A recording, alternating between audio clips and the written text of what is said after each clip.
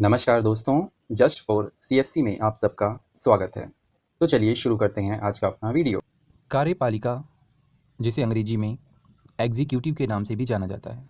आज के इस वीडियो में हम बात करेंगे कार्यपालिका क्या है और कार्यपालिका के द्वारा मुख्य रूप से क्या काम किया जाता है, कार्यपालिका कितने प्रकार की होती है और इससे संबंधित अन्य महत्वपूर्ण तथ्य। लेकिन उससे पहले आप सबको पता होना चाहिए कि किसी भी समाज में सरकार के समक्ष 3 मुख्य चुनौतियां होती हैं। पहली चुनौती कानून बनाने की, दूसरी चुनौती होती है कानून को लागू करने की और तीसरी चुनौती होती है विवादों के समाधान की चुनौती। जहाँ तक कानून बनाने की चुनौती का प्रश्न है, तो कानून बनाने की चुनौती के लिए सरकार के पास होती है विधायिका नामक संस्था।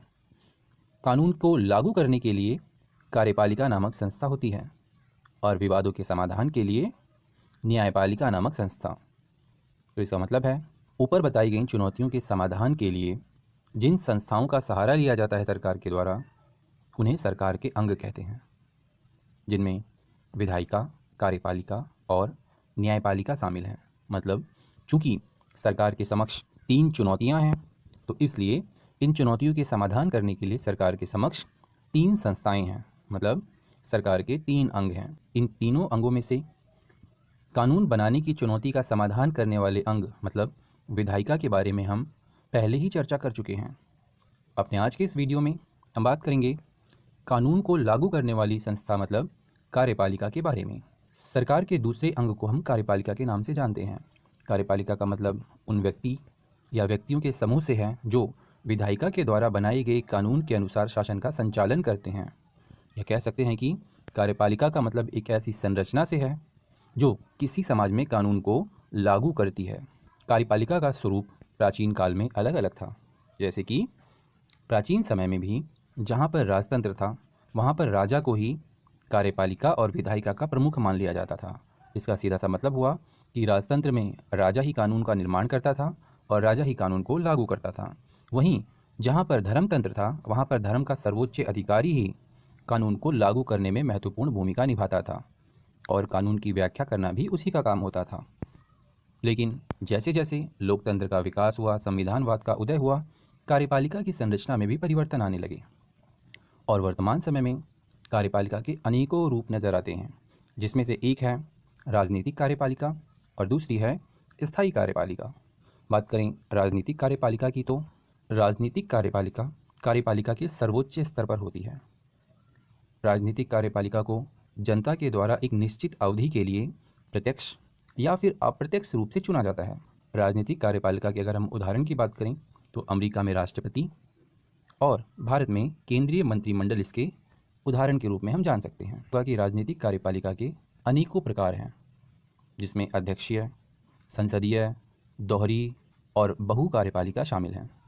लेकिन इन सब में सबसे कॉमन बात यह है कि राजनीतिक कार्यपालिका कार्यपालिका के सर्वोच्च स्तर पर होती है और इसका चुनाव जनता के द्वारा या तो अप्रत्यक्ष रूप से या प्रत्यक्ष रूप से एक निश्चित अवधि के लिए किया जाता है। जैसे कि अमेरिका में राष्ट्रपति का चुनाव 4 वर्षों के लिए और भारत में केंद्रीय मंत्रिमंडल का चुनाव 5 वर्षों के लिए जनता के द्वारा किया जाता है। तो ये दोनों ही राजनीतिक कार्यपालिका के उदाहरण हैं। लेकिन अभी हमने बात की कि राजनीतिक कार्यपालिका कई स्वरूपों में जानी जाती है, जिसमें से एक है अध्यक्षीय कार्यपालिका, दूसरा है संसदीय कार्यपालिका, तीसरा है दोहरी कार्यपालिका और चौथा है बहुल कार्यपालिका। अगर एक एक करके इन सब की बात की जाए, तो अध्यक्षीय कार्यपालिका मुख्य रूप से अमेरिका जैसे देशों में देखने को मिलती है, जहाँ पर जनता निर्वाचक गण के माध्यम से कार्यपालिका के प्रमुख मतलब राष्ट्रपति का चयन करता है और राष्ट्रपति के पास ही कार्यपालिका की सभी शक्तियाँ मौजूद होती हैं।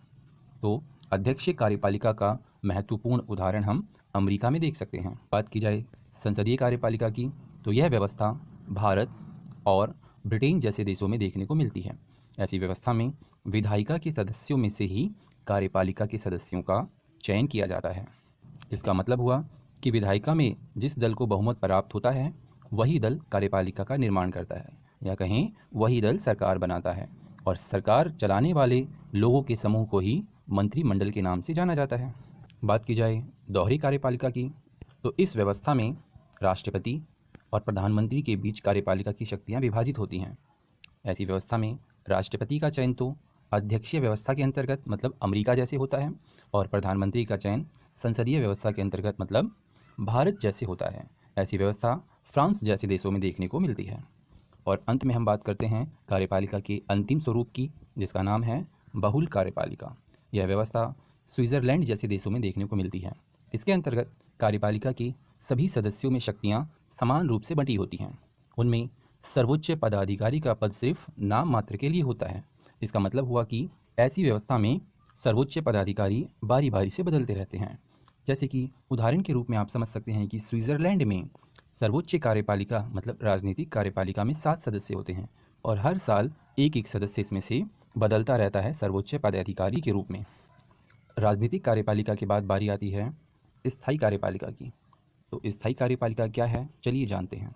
स्थायी कार्यपालिका में सर्वोच्च पदाधिकारी होते हैं, जिनका चयन प्रतियोगी परीक्षाओं के माध्यम से किया जाता है, और इनका कार्यकाल निश्चित होता है। मतलब इनका चयन चुनाव के माध्यम से जनता के द्वारा नहीं किया जाता।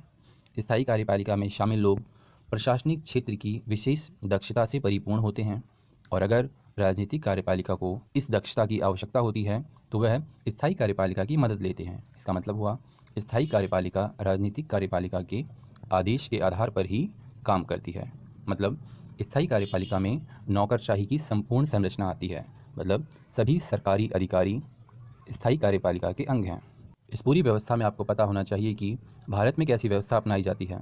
तो भारत में कार्यपालिका राजनीतिक और स्थायी दोनों का मिश्रण है। जहाँ एक तरफ राजनीतिक कार्यपालिका के अंतर्गत भारत में ब्रिटिश व्यवस्था को अपनाया गया है, मतलब संसदीय व्यवस्था को अपनाया गया है, जहाँ लोकसभा में जिस दल को बहुमत प्राप्त होता है वही दल मंत्रिमंडल का गठन करता है और सरकार बनाता है, और मंत्रिमंडल सामूहिक रूप से लोकसभा के प्रति भी उत्तरदायी होती है। तो वहीं राष्ट्रपति भारत में कार्यपालिका का एक औपचारिक प्रधान होता है, जो आमतौर पर मंत्रिमंडल के आदेश पर कार्य करता है। वहीं भारत में स्थायी कार्यपालिका के रूप में एक विशाल और विस्तृत नौकरशाही व्यवस्था मौजूद है। तो इस प्रकार हमने जाना कार्यपालिका क्या है, इसके विभिन्न स्वरूप क्या हैं और इसकी मुख्य विशेषताएं क्या हैं। आज की इस वीडियो में इतना ही। Thank you.